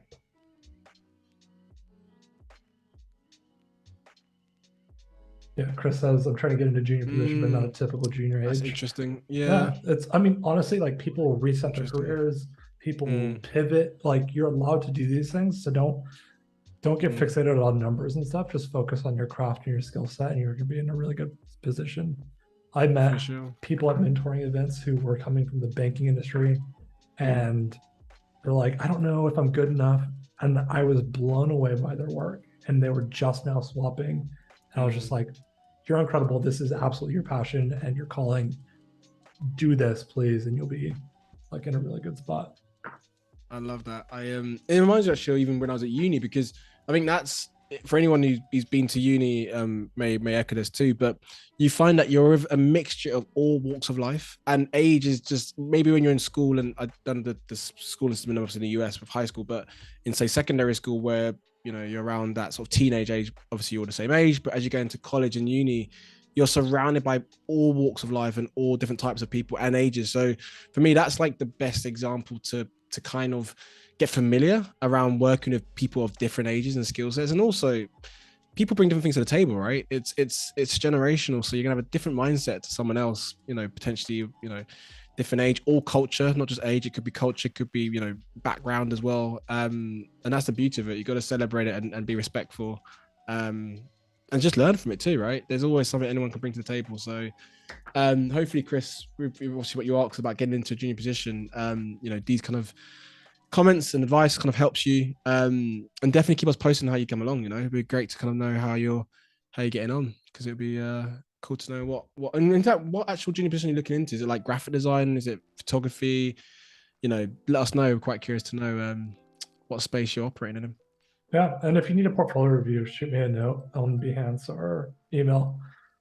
Happy to do a portfolio review, but also bear with me if I don't get back to you immediately. It's not because I don't like you, it's because I'm busy. Feel free to ping me and bother me if I don't get back to you on time. Nice. Just send Alex loads of emojis, one email after the other, and that. Don't do that. That's a terrible thing. But Kieran told me I can do. No, don't. I immediately retract that statement. I'm just gonna start forwarding you all my emails that I get like that. Cheers, dude. I opened the floodgates to that, definitely. Yeah. Okay, cool. Graphic design. So you're in a good place then, Chris. Hopefully, you know what you're seeing now, and you know this is a pageant project, so don't forget. So even if, and again on that topic of being a junior and just starting out, you know, it's all good obviously trying to find a job in your role, but actually whilst you're looking and say, you know, it might take a bit longer than expected, you know, you can do these little side projects, you can do these passion things and, you know, keep your creativity afloat like what we're doing right now. So hopefully these kind of, you know, tutorials gives you some inspiration to kind of doing your own thing whilst you're waiting to actually secure that junior position. So good luck, dude, on your journeys. Yeah, the passion projects are such a great way for you to get the work that you want to do. Honestly, the best recommendation I can do is say, like, try to find the kind of work that you want to do and just put that work in your portfolio constantly and go apply places that can give you that work. Otherwise, you might be applying for things that you're not showing in your book and you're gonna have a harder time getting into. It's funny you say that. I just before we kind of wrap on that part is even when I've, you know, looked at portfolios or for job interviews, I always find that the client jobs are awesome, but when you've got those little gems in there where it's the side projects, the community-based projects, the ones that really resonates with why you are actually a creative or a designer, for me that clearly shows your intent and your interest in our craft. So for me, I always find those a bit more exciting. I mean, that's just personal preference. But I always find there's you know, doing these little, I wouldn't say have your whole portfolio full of side projects and one or two clients, but you know, a nice balance works well. And you'll be surprised the feedback you may get as well when in these interviews people see these projects. You know, you kind of gone out your way to do these things. So yeah, keep pushing those sort of side hustles for sure. We've got a comment here from it's a tricky, I think it's like dot Oko Vix. I hope I got that correct. But I like your icon. It looks pretty cool. He's asked, is this 3D that we're looking at now? I think you maybe just came in and seen. So this mock-up is actually it's a Photoshop mock-up. It's flat technically, but it's using smart objects and warping around like a 3D image. But I wouldn't be able to rotate it or spin it in space. This is literally just a Photoshop document. If I would want a different angle, I would need to buy a different mock-up of it, which I do have another mock-up of it if I wanted to do that. But no, this is just a one-off smart object piece. It's cool though, because like with these mock-ups that you get, whether it's on Adobe stock or any other, you know, site, it looks so realistic, right? Whether it's the shading, what they've done to it. So like, it's interesting you mentioned it 3D because perhaps that's the vibe it gets when you first see, especially if you're new to maybe using mock-ups.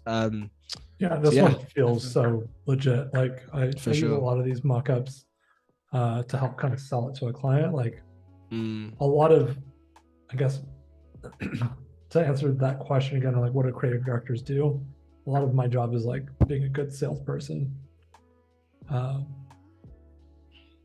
selling to the client, selling to the team, selling a vision. Be a magician. Being a magician. I wish I was a magician.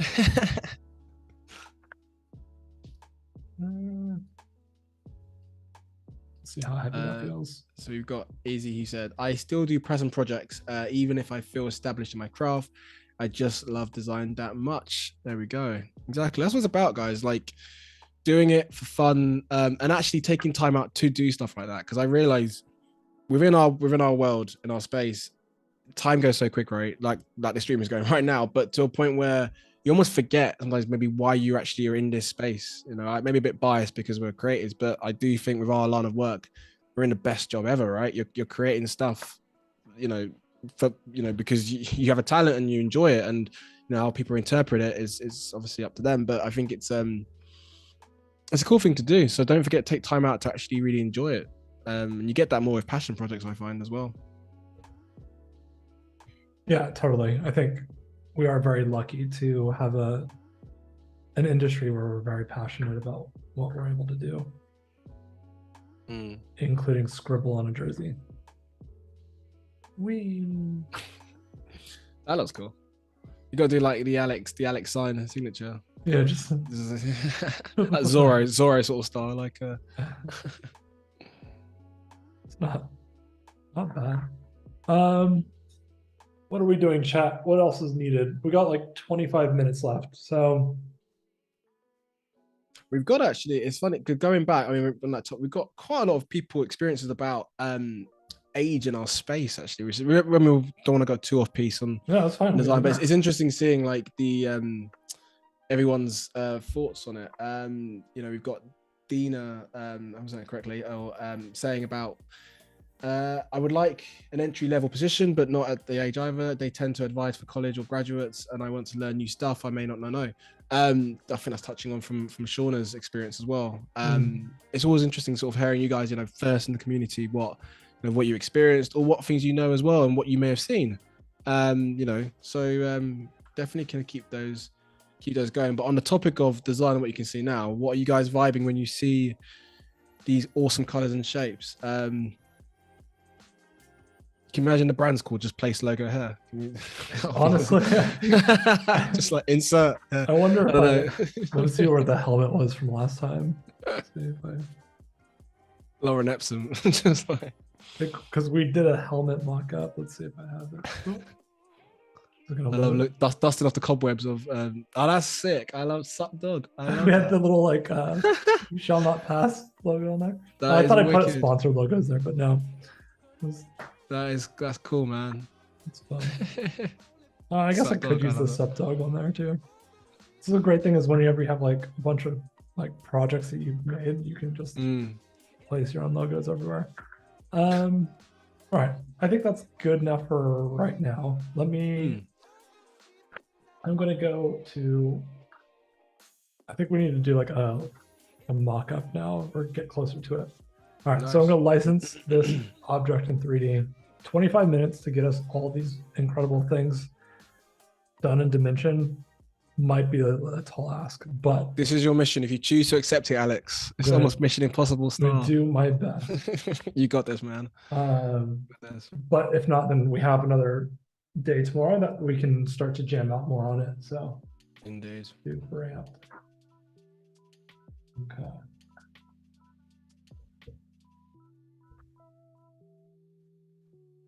That's great to see. So I was gonna say in the chat, it's great to see. So we've got Okovix, you mentioned he doesn't tend to use mock-ups to represent their work, but then you've got Steve, and again, it's nice when you guys communicate with one another, saying depending on the subject matter, it can look amazing, and it's a lot more common. So there we go. Just, you know, I think Alex mentioned it before. Sometimes that can really sell it to the client when they can see things in situ, you know, the fun execution, in opposed to just say a flat single page piece of artwork. So definitely look into that, and like Alex is doing now, obviously using Adobe stock where you can get these awesome assets from. Yeah, so right now what I'm doing is I've got such a big canvas. What did I do that for? It's like a Christmas bauble, isn't it, I guess? Yeah, it kind of is, right? Really good. Document settings. All right, I'm gonna just make it like 1,000. All right. Alrighty, so what I'm going to do here is just let's get to know our object in Dimension. In case you've never used Dimension, And I know we're talking about mockups. You can use Photoshop, you can use Dimension for your mockups. Really depends on what you're trying to do. You can also use tangible mockups. If you have a packaging project, go get a label printed, show it to the client. They would love to like turn it around, feel it in their hands. If you can't, use Dimension, totally viable, totally acceptable. What I'm actually going to do here is I want to get to know this object a little bit. I want to see what part of it I want to actually shoot.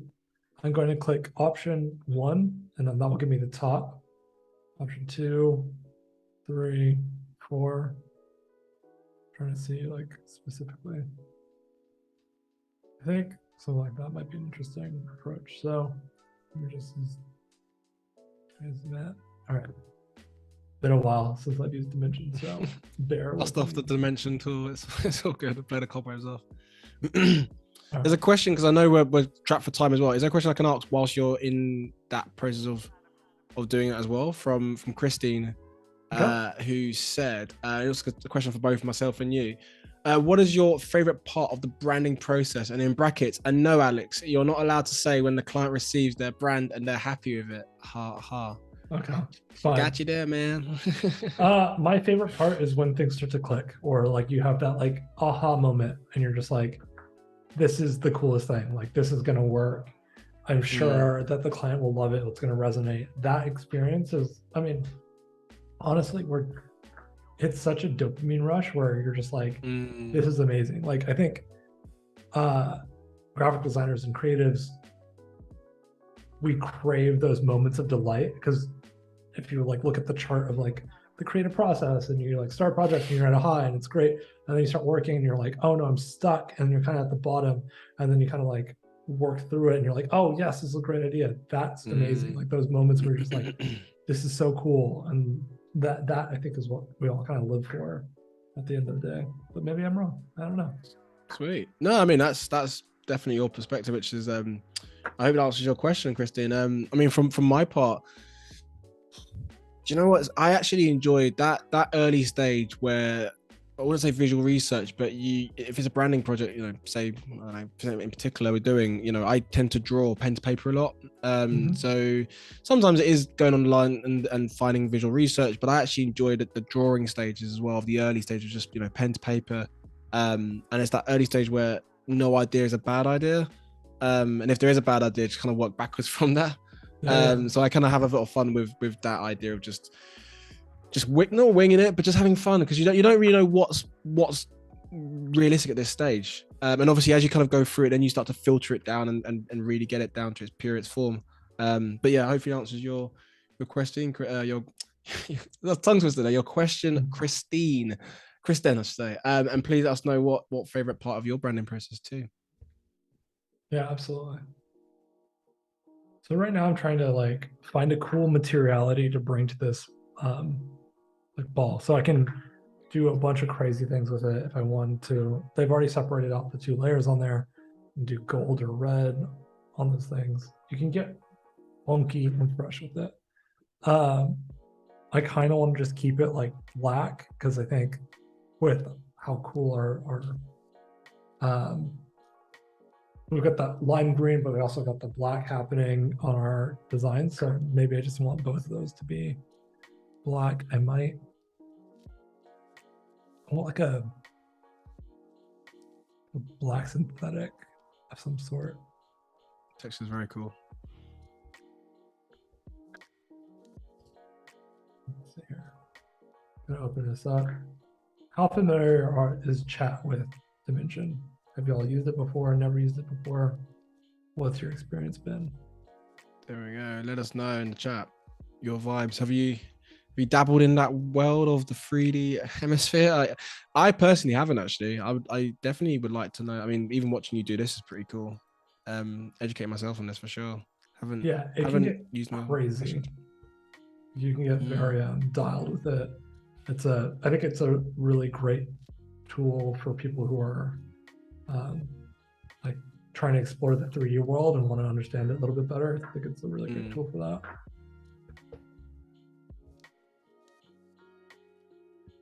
We've got kind of 2 different materialities happening here. Emboss color, I can make it darker.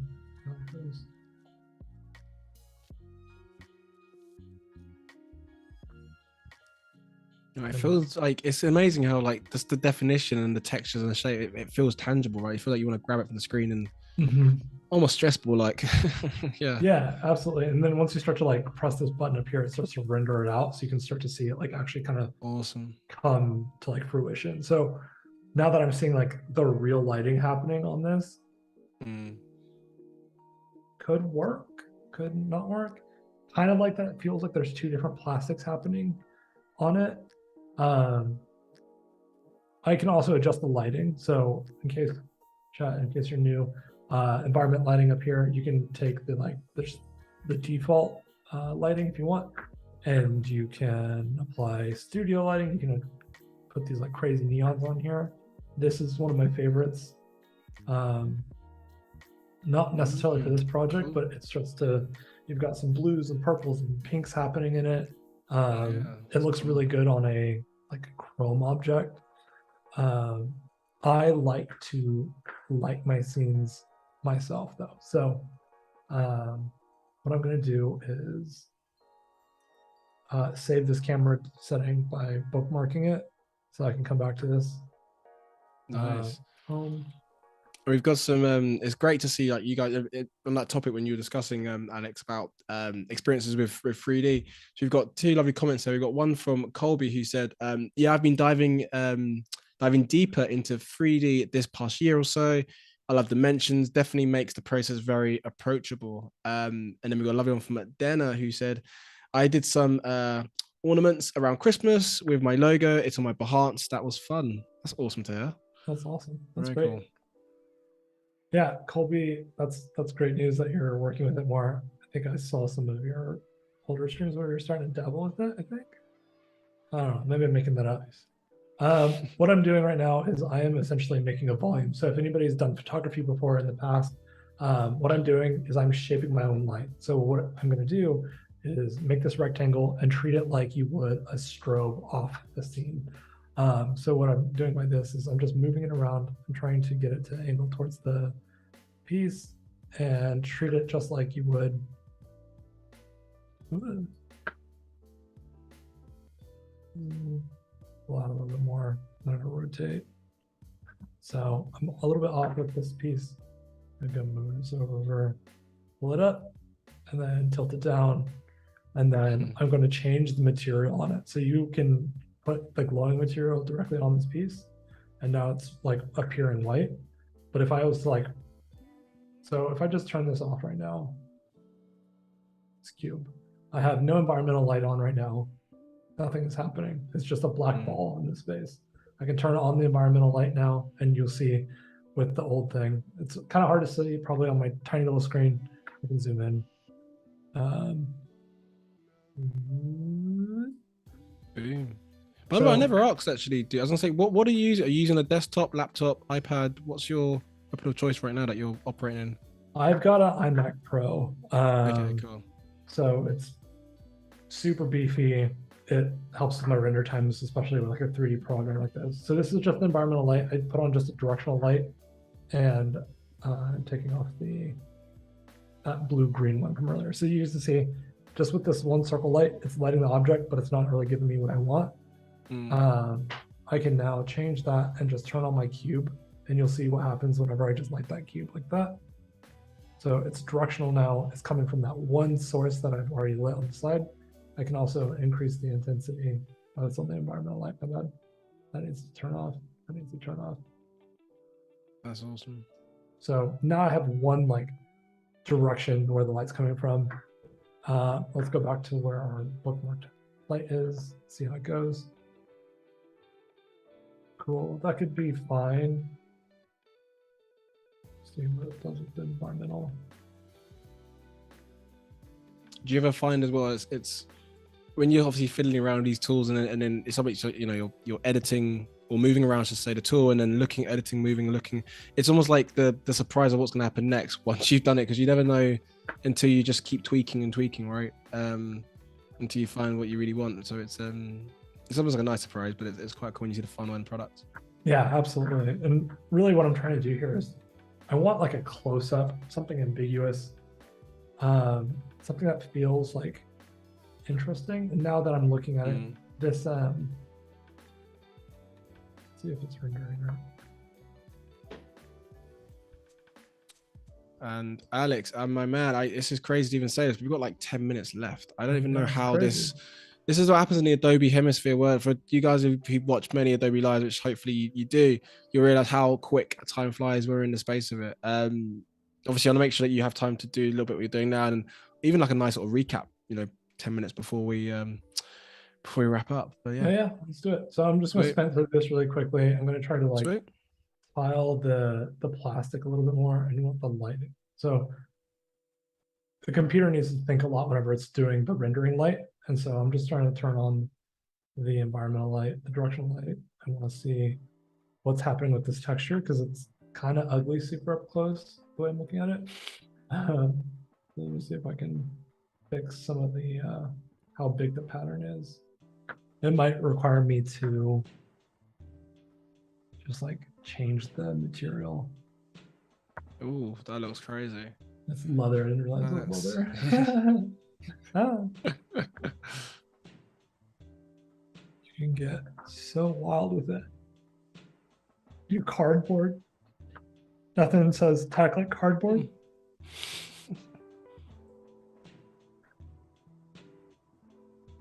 Weave. Let's see what the weave does. All right, properties, offset, roughness.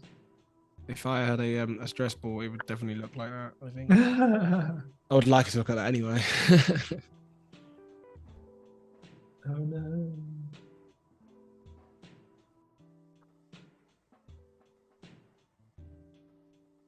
All right, it's failing me. Do you know what? Just for it's my curiosity here. Like, there's a gold one. I think it was just the one above that you just had. Maybe it's the one. This I think it's a game show now. There's like a gold one, like a that's the yeah, I think that's the one. Maybe not. Okay. I mean, we can get super wild with it. It's right now. It's the rattlesnake style environmental lighting that's doing that. Let's see here. That should change it a little bit. Let's change the material. That's pretty wild. Yeah, I just wanted to change the texture down. I don't know why it wasn't. Why is that? More tile, pattern size.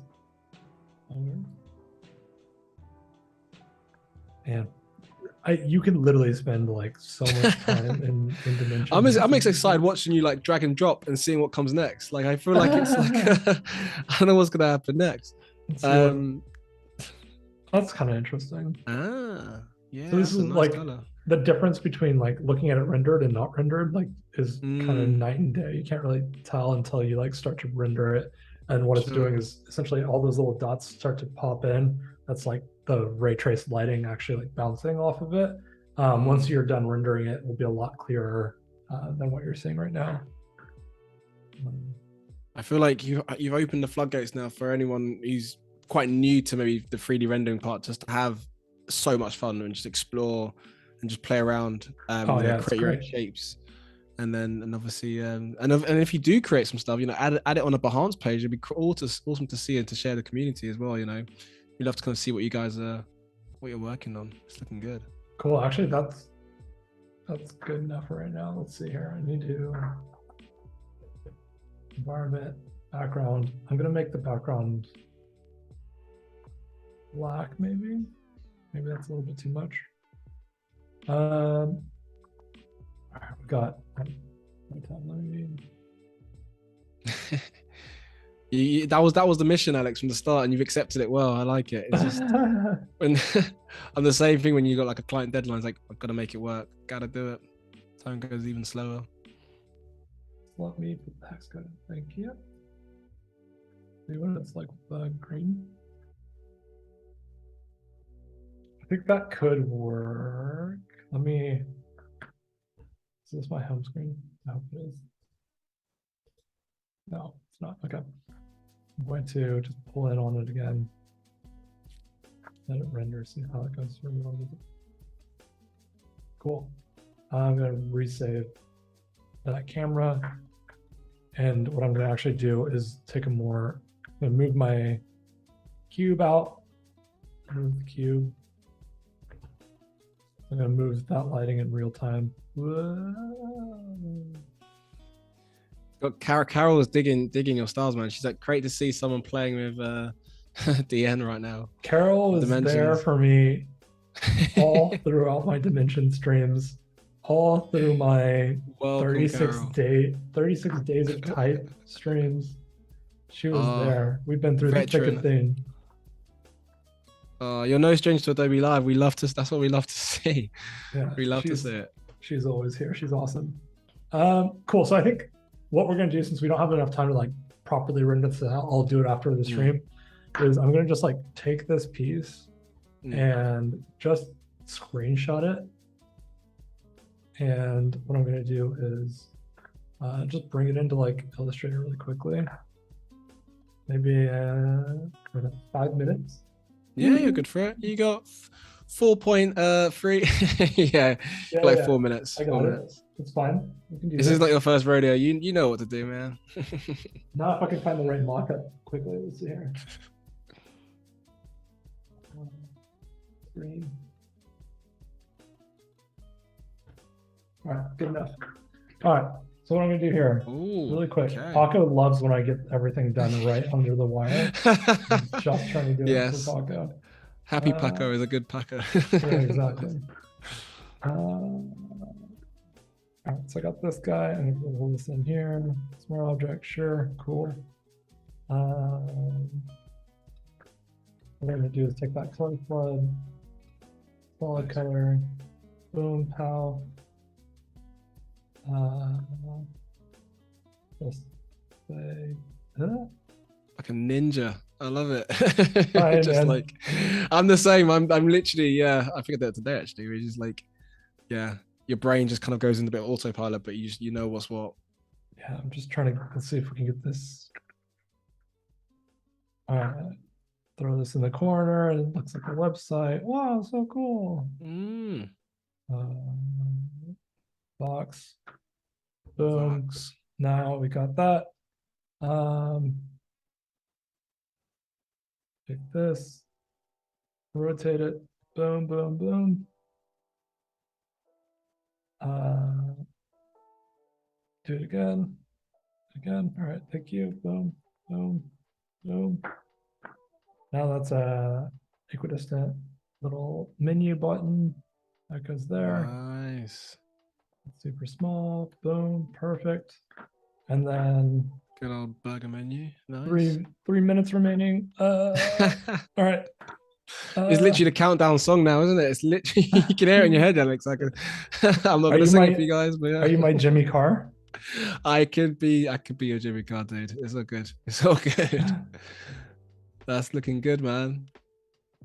I'm getting what's that? Oh no, don't. Is it Fortnite kind of vibes there? Yeah, it's a Fortnite font. Yeah, there we go. That's why I know. Skill, Roy, bold. Check out our new buddy game. All right, paragraph. Shrink it. 32. Boom. All right, 2 minutes. Let's see what we can do. I feel mean. I feel like I want to give you another 2 more hours now, but that's the beauty sometimes. That's exactly it, and that actually leads on quite nicely for you guys to definitely check us out for tomorrow because we're back on tomorrow. But yeah, we've got like a minute and a half. Yeah. I'll do a recap. But you're good for it. No, you're good. All right. All right. This needs to be bouldered. Black, boom. It makes it better with the sound effects as well. We've had your thinking effects and like your thinking sound effects, and then now like the Mr. Bean in like 2 seconds. We got to move really quickly, sort of sound effects. I love it. I love the crunch. Like this is my favorite part of anything. All right, cool enough, right? Yeah, perfect. Just a little overlap. I like that. I like that. That depth. It's so rigged. I don't know why it's all right. Whatever, it's fine. Everything's fine. Look at that. Boom, perfect. Save. Nice. Ship it. Boom. Look at that. Tech company done. Mate. Tech company. That's it. That's my $1 million creation. Take it as you will. All right. So that's with looking a minute good, man. left. Thanks. Yes. So with a minute left, we got a little logo you know, little soccer kit. We ended up making our logo, which you can see here in the top left. We made the little quick screen mock-up. We showed you how to make some stuff in Dimension. We're going to start playing with some type and stuff tomorrow. We're going to start pulling in even more collateral pieces in tomorrow as well. Lots of using the pattern, lots of green coming your way, lots of fun. I'm super excited. Nice. Holy moly, I feel like that was You've done it, dude. I had sweaty palms, but you made it. I mean, I was nervous for you, but you guys, I hope you you did enjoy that. And just to kind of wrap up on that, so we'll be back tomorrow, like Alex has said, for 12 p.m. Pacific for part 2 of Alex Lazaris's next stream, as he said, where he'll continue to build a futuristic tech brand visual identity system in Illustrator and Photoshop.